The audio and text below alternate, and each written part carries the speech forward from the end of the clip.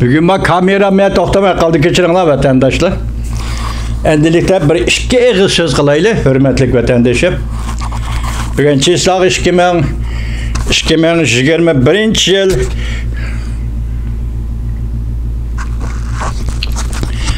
ikinci ayının 18. günü hörmətli vatandaş, həftəki Pərşənbə. İki kelime söz. Bugün 2-3 gün oldu. Hindistan Ladakh rayonida Jungo Azadlık Armiyası Ladakh rayonida tirkashdi. Bu hazır 5. ayda hisoblaganda hazırgacha qancha vaqt? O'tgan yil 5. ayda hisoblaganda alazat 1 yilga yaqin vaqt. Tirkashda hazır bir gap o'tirig'i chiqdi, ikki davlat o'tirisi kelishim paydo bo'ldi. Bu kelishim bilan hazır Jungo Azadlık Armiyası Ladakh rayonidagi Bangung Tisi Kölü etrafından çekin dedi. Sebep ne mi de hürmetlik vatandaş? Ben bunun xilma-xil sebep görüstülmeymen. Ben sizlerle leksiya sözde vatkan adam, üzem hayran bulup sizge sual koyuvatıma vatandaş. Siz Jungo Efendi Bangung Tisi Kölü etrafıga kirdiniz. Hindistan çeklep durgan, egellep durgan, kontrol kılıp durgan rayonga bösüp kirdiniz. Bu yerda harbiy aslahalar qurdingiz. Pilimot potayları, zembrek potayları quruldi. Hatta bu yergacha taş yol yasaldı. Tankı maşinalar haydab berildi. Bangung Tisi Kölüge hatta katir harbiy kemilar selindi. Hoş. Siz bu zimini mening dediniz Jungoluk Efendi bugün nemişqa çekindiniz? Aralıqda hiç qanday xalqaro besim bolg'ini yo'q. Amerika bir qatim aytdi ki biz sizlarni kelishtirib qo'yaylik dedi, lekin harakat qilmadi. Hech qanday besim bolg'ini yo'q. Yoki Rossiyadan yoki Amerika tarafdan Jungo Hindiston chegarasi masalasi hech qanday bir besim bolg'ini yo'q. Chundan hay Jungo Kompartiyasi Hindistonda nemişqa chekindingiz? Men bunga hayronman. Bu zimin mening deb turib, egizdan chiqarib turib, bu yerga harbiy bazalar va harbiy aslalarni qurib turib, urushga tirkishib turib, Hindiston armiyasi bilan so'rkilib turib, anglashlarga qaraganda 40 tak azadlik armiyani qurbon berib, mushunday ahvol ostida, ya'ni siz demişqa Bangung Tisi Kölü Ladakh rayonida chekindingiz. Hindistan çekindi, endi kelishim imzolabsiz. Avval Hindiston emas, avval siz chekindingiz Jungoluk Efendi. Suratlar turibdi torbitada. Nemiş chekindingiz? Men bu ishga bir hayron, hurmatli vatandoshim. İkincisi men boshda aytdim. 10 kuni Joe Biden prezident Reis Xi Jinping bilan telefonda so'zlashdi. 15. günü İran kalırsız, muş aralıkta 15. günü neymiş yüz berdi? Remirabao, Jungo'nun Xalq gazeti bir parça maqala e'lon qildi. Uning mavzusi taxminan hazır. Asli mavzuni tutamay qoldim, yozib olmabdiman. Taxminan bundaq. Amerika Jungo hamkorlashib ish qilamiz. Tang g'alba qilamiz, tang ish qilamiz, lekin debtor Remirabao prinsipda ching turamiz. Bizning prinsipimiz Tayvan masalasi, Hong Kong masalasi, Uyg'uriston masalasi. Bu Jungoning ichki ishi. Amerika buningga aralashmaydi. Prinsip bu shu. Mushu prinsip ostida biz Jungo hükümeti Amerika Qo'shma Shtatlari hükümeti bilan hamkorlashimiz debdi. Yanıma vaqt tartibiga qarab turing, hurmatli vatandoshim. 10 chisla ko'rishdi. İki davlat boshlig'i telefon orqali 2 soat so'zlashdi. Bu to'g'rida hozir xilma-xil munozirlar bo'lib o'tdi. Biz u to'g'ri to'xtalmadik vatandosh. Bir vaqt kelganda to'xtalamiz. Ko'rishdi, ikki davlat rahbarlari ko'rishdi. 10 kuni. 13 kuni Amerika Qo'shma Shtatlarining davlat majlisi Kengash palatasida sobiq prezident Trump efendi ustidagi arz shikoyatlar qarab chiqildi. Sobiq prezident Trump efendi aqlandi. advokat aklıdır. Bütünley aklıdır. Hazır bu kişi günahsız kişi yaki şundak deyilgende günahsız kişi bulup aklandı. Sabık Prezident Trump efendim.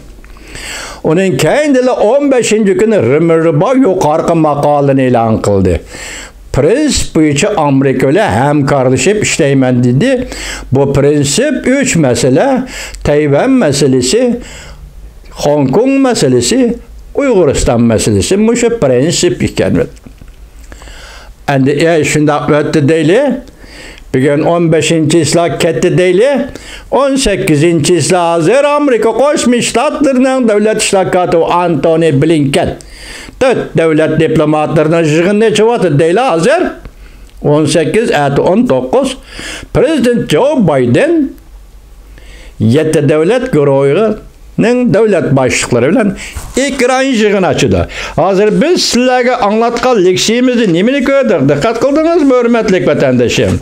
Bunun mavzusu ne mi? Amerika Koşmuş Ştatlarının prezidenti Joe Biden. Cungo'nun Hristiyanlarını 7 devlet güroğu yığınının gün tertibiga elip kirdi. Bu mavzuga dikkat kılan hürmetlik vatandaş. Meyli bunu Cungo hükümeti başka şekilde yaki Cungo Peres, Dovi Torbiti baş şekilde eysin, başka maksatı koysun, yaki simvollu koysun, yaki del yüzünü oturup koygan bolsun. Lekin mesele şundak bolsa, yazılgan haberinin mavzusu şunda oturup koyulgan iken, siz bilen biz şu bu içi tahlil kılımız hürmetlik vatandaş. Bu objektif tahlil bunu da. Şunak bir ahir neme dedi? Angliyanın veziri Boris Johnson neme depti? Biz bu katımki yığında Cungo'ga taqabıl turuş birleşmiş stratejisi tüzüşni planlavatımız. Demek bu burunqi gap. Yığın ateçilidi. Ben bu yığın doğru sizge başta ettim vaziyet doğrusu aytqanda bu qarallik yığın bu her yili 6-7 ayda açılgan qarallik yığın. Neymiş ki bu katın mutuyorsunuz işkince ağı düşüp aldım ben buna hayran vatandaşa. Neymiş ki bu şarlıkta ben gung tiso külüdün Cungo azatlık armisi çekindi. Ben buna hayran ben vatandaşa. Ben üzem cevap veremmegendeken ben üzem hayran dedim vatandaşlığa taşladım bunu. Endilikte hazır muşu iş boyunca bulduğum bolsa mesela Boris Johnson Angliyanın veziri Cungo meselesi yaki Cungo'ga taqabıl turuş bu qatımqı 7 devlet yığını elip kerilediken yaki mavzu qoyulgandak hazır Cungo'nun Hristiyan meselesini yendi 7 devletin kun tertibi 7 devlet yığının kun tertibiga elip kirdigan işken hürmetlik vatandaş muşu işlarda endi biz nime deymiz hazır tağı kelmedi o.